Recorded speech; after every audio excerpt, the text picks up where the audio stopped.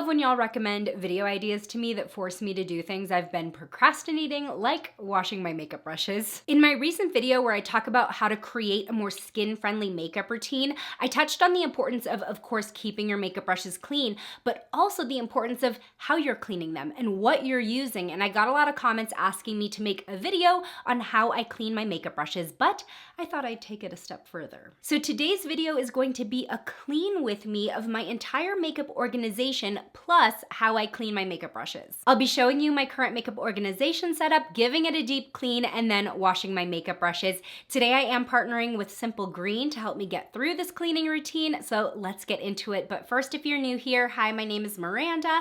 Welcome to my channel where we talk all things budget beauty. If that sounds interesting to you, then become the newest member of the Slashed Squad by hitting subscribe and the bell icon. So here is my main makeup organization. This is an IKEA Alex drawer tower. It's where I store all of my open makeup, and I have the drawers organized by product type or general step in my routine. That first one was an eye drawer with liners, brow products, and lashes.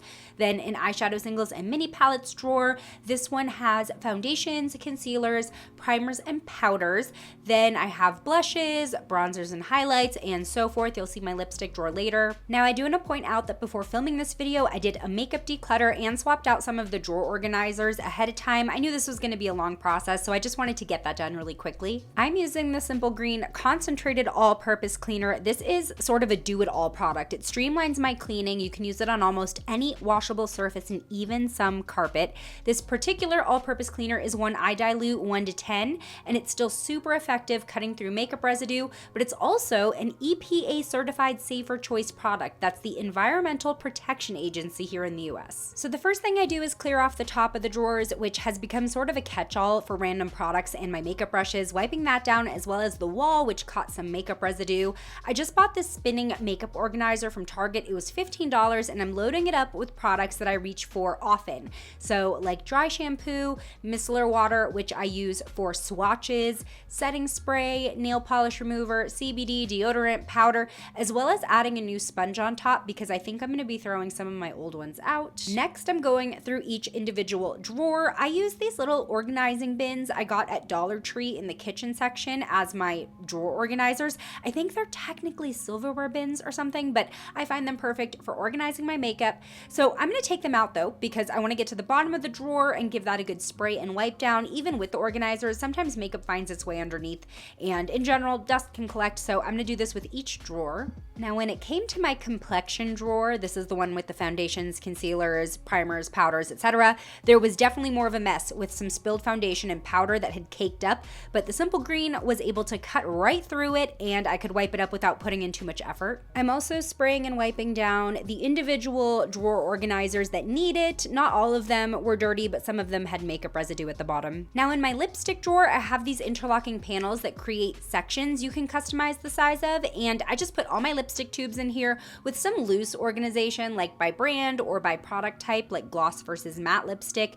And the lipsticks stand up more straight the fuller this drawer is, but like I said, I just did a bit of decluttering. So now that I'm done with drawers, it's time to move on to brushes. A lot of you asked me to share my brush cleaning routine, so here's everything that I use to make this less painful because I hate this part. I have these drying mats from AOA Studio. They are $1 each. They work really well to absorb excess moisture.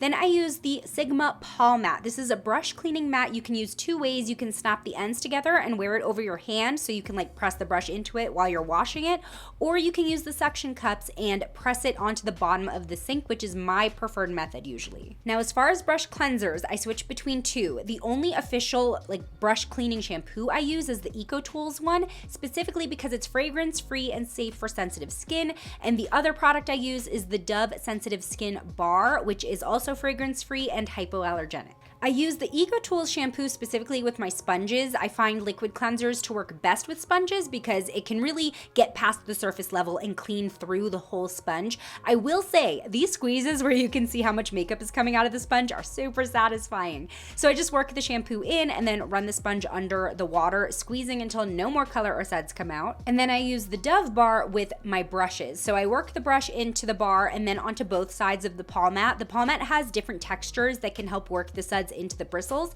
And then with the brush pointed downward, I run the bristles under the water and squeeze out the makeup and the suds. It's super important to keep the brush pointed downward during this whole process. You don't want the soap and water going up into where the bristles are glued to the brush because it could cause them to fall out. Also, just a note, I do have the water lukewarm, leaning on the side of warm just to help with the makeup residue dissolving. So confession, when I'm washing my eye brushes, I try to do multiple at the same time because y'all, I have over 100 brushes. I will do anything I can to get through this quickly. So what I do is I pick brushes with the same shape and size so that the pressure I'm applying affects the bristles in the same way. So for example, I will do like my big fluffy blending brushes all together at once. Once I'm all done, I keep them as much in a single layer on the drying mat as possible. Some of them are pointed downward onto the mat. I used to use those brush drying trees, but I just have too many brushes, so this works best for me and I let them dry overnight. Now, aside from my brushes, I also have to clean my brush holders. They have makeup residue and dust getting all sticky on the inside.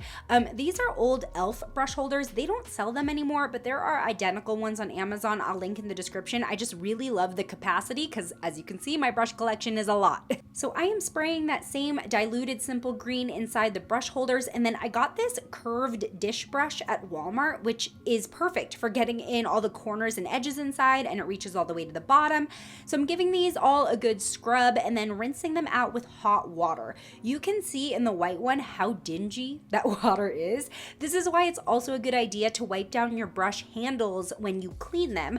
I'm definitely gonna do that before I put my brushes back. And the next morning, everything is clean and dry. I'm ready to get everything tidy. I'm adding my clean sponges to the top of the clear organizer for quick access, and then I'm done. This was a really good deep clean and declutter for me, especially coming off of 2 weeks being sick. If you caught my community post or any of my Instagram posts, this just really helped like mentally reset me to get back in the swing of things. There's just something about a good deep clean that as much as I procrastinate it, it just makes my head feel so much clearer once it's done. So here is what I wanna hear from you. Please share in the comments any makeup or makeup brush organization and cleaning tips that have made your life easier, and then thumbs up someone else's comment that you learned something new from. Today's shout out goes to Sarah. Thanks for being a member of the Slashed Squad, and join me over in this video next where I try the new Wet n Wild Sesame Street makeup collection. Is it good or is it a gimmick? I'll see you over there. Bye.